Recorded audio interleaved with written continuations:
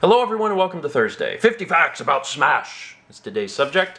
Today's live stream event that Nintendo put out that basically talked about 50 facts that was in Smash Brothers Wii U that was not in 3DS, a bunch of interesting information.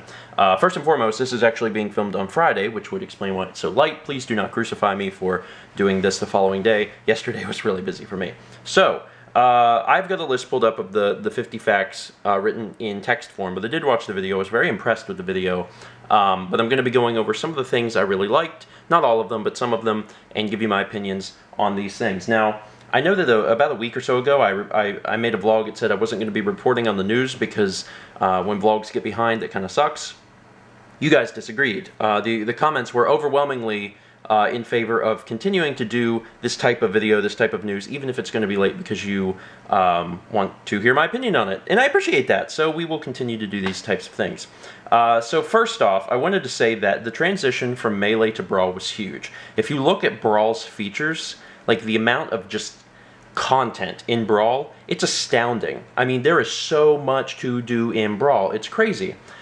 So of course, it also seems reasonable that Smash Bros. 4 would also be that kind of transition where the team would be putting so much energy and emphasis into producing not only great content, but a massive amount of content. There is a lot of game in Smash Bros. 4, so we're going to be looking at some of that stuff. So first and foremost, first thing on the list was that in the Wii U version, a lot of stuff's going to be unlocked from the get-go. I appreciate that, partially because I want to unlock the characters and have them. And I personally don't see a whole lot of value in like unlocking the characters. Like, it's kind of fun. Like, oh, there's a little alarm going off, and I get to try and fight Duck Hunt or whatever. Spoilers, Duck Hunt's in the game.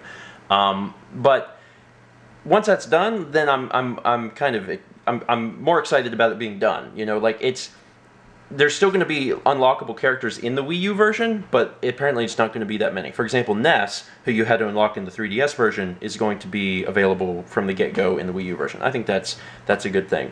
The biggest thing, arguably the biggest thing, the biggest piece of news that came out of this Nintendo Direct, except for the thing at the end, which I'll talk about at the end, 8-player Smash.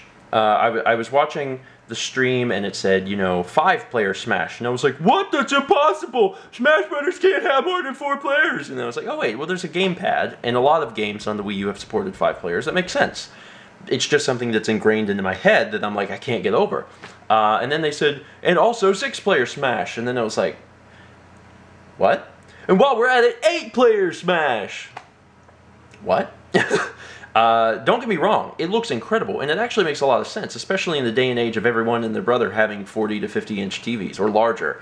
It looks like it would work. It looks like it'd be fine. It's just something that I can't wrap my mind around. Like, when I think of Smash Brothers, it's a 4-player game. It's not a 5-player game. It's not a 6-player game. It's not an 8-player game. It's 4 players. But the concept seems like it would work with 8 players. Now, admittedly, it's going to be completely different. Like, it's going to change the dynamic of the game completely. And obviously, you know, only some stages support it, etc., etc.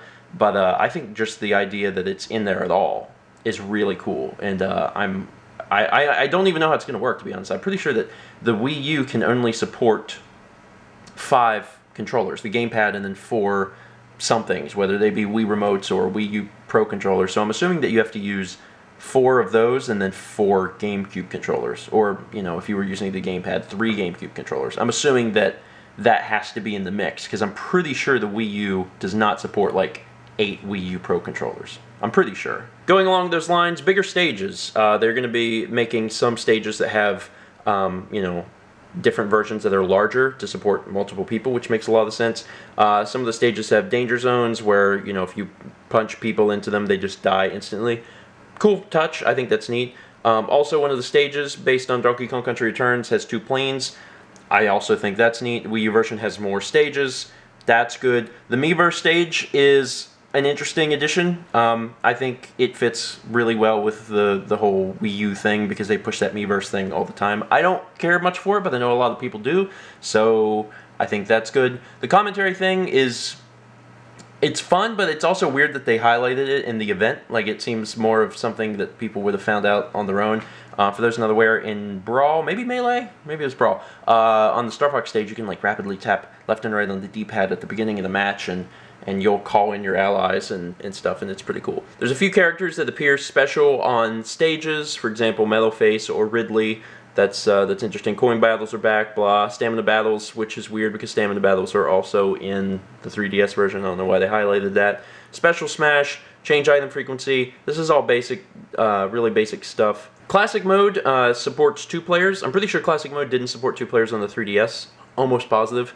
But the fact that you can do 2-player Classic mode is fun. You can do 2-player All-Star mode, which I'm like 99% sure you could do 2-player on the 3DS for All-Star mode. But 2-player stuff just in general is exciting to me because that's stuff Mal and I can do together, and that's stuff that we'll probably bring to you on Steven Plays, which you guys should also be excited for. The Wii U's version of Smash Run is a Mario Party map thing. It looks weird. It looks really weird. Like, whenever they first showed it, I was like, this looks dumb. This looks really stupid. And then, like, by the end, it was slightly less stupid, but still kind of stupid.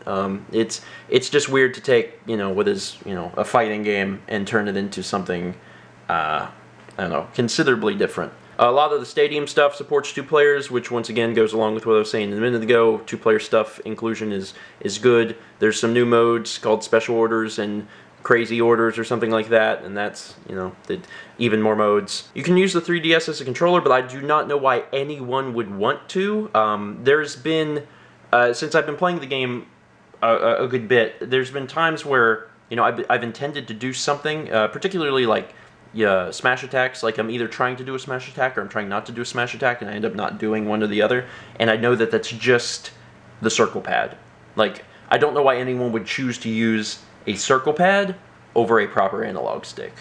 It's a bit bewildering. You can bring custom characters from the 3DS to the Wii U, which I'm sure everyone suspected, so that's not really a big deal. There's new ways to show trophies. Photo mode. The photo studio is awesome. That's a fantastic idea. To be able to take these models, which I don't want to say aren't doing anything anyway, and they're pretty to look at, or you can look at Daisy's third eye on the back of her head, but it's cool to take these models and actually be able to create these little settings and take photos of them. Like, that's fun. That's fun. Like, there will be an entire website on the internet dedicated to that stuff. And if there isn't already, get on that. The Masterpieces mode from Brawl returns. Basically lets you play small amounts of Nintendo games. I called this a long time ago. I knew that they were going to do this because now they have the eShop built right in. I knew it! I called it! Woo! I get credit for that one.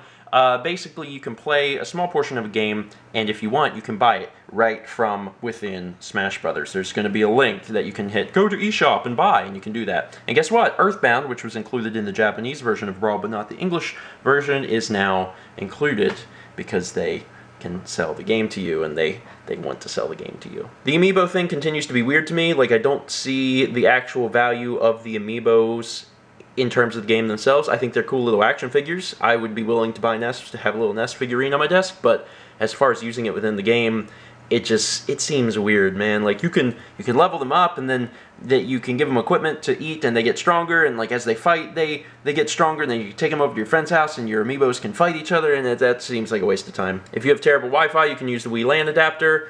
We actually have pretty good Wi-Fi, so I think we'll be good. Eventually, Nintendo's going to have a mode where you can host and join tournaments, which is fantastic. That's a really cool idea. I'm sure that we would utilize that at least a few times to do some tournaments with you guys, which I think would be fun. Voice chat is in the game, except it's not while you're playing the game. It's only in the menus, which, I mean, I understand why they had to do that, but still, that makes it far less exciting. Although we probably wouldn't use voice chat anyway, we'd probably talk on Skype. Stage Builder's back. You'll also be able to share stages, and if you buy both the 3DS version and the Wii U version, you get a soundtrack, which is pretty cool. Also, if you buy both versions, you will get a free download of Mewtwo. Mewtwo is in the game, which brings about a bunch of questions, and whenever I first saw it, I was thinking, Luke is confirmed? DLC. DLC was an interesting question we had talked about before. We had a vlog about asking what kind of DLC would push you to buy it regardless, and a lot of you were with me saying Smash Brothers. You would buy Smash Brothers DLC, and Nintendo knows you will, and they are going to grab those pennies right out of your pocket. So if you buy both versions of the game, you get Mewtwo for free, but otherwise you'll be able to pay for Mewtwo, and I'm sure that this is just the beginning. I'm sure that there is more Smash Brothers DLC coming down the line. So to wrap up this vlog, first off, what did you think of the 50 Facts video? Because I thought it was very well done, very interesting information. Some of the stuff was dumb, but a lot of it was really, really cool. And seeing Mewtwo, man, that made me scratch my head a little bit, because it's something I kind of expected, but at the same time was like, nah, they're not going to do that. They're not going to do that. But they did it. And they're kind of smart for doing it, because people are going to pay for it. But now that the door has been opened for DLC, what do you think is going to happen? I think Lucas is going to come back. It's weird, because I've also said in the past video that you can change Ness's moves to become practically Lucas, but I'd say that he'll be back, because people will buy him. I'll buy him. So, what DLC characters would you like to see in Smash Brothers? What do you think that they'll realistically do, and what do you think is their next move as far as a DLC character, or maybe even a stage or a stage pack or something like that? Talk about that down below. Thank you guys so much for watching, and as always, let's meet back tomorrow, shall we? I mean, if we're judging the game completely based on the intro merits. Because look at him, he's like moving, it's like, I got my own personal animatronic John Madden. It's fantastic. That's, the music right now that's truly horrifying. Like, that's legit the scariest thing that I think I've seen thus far.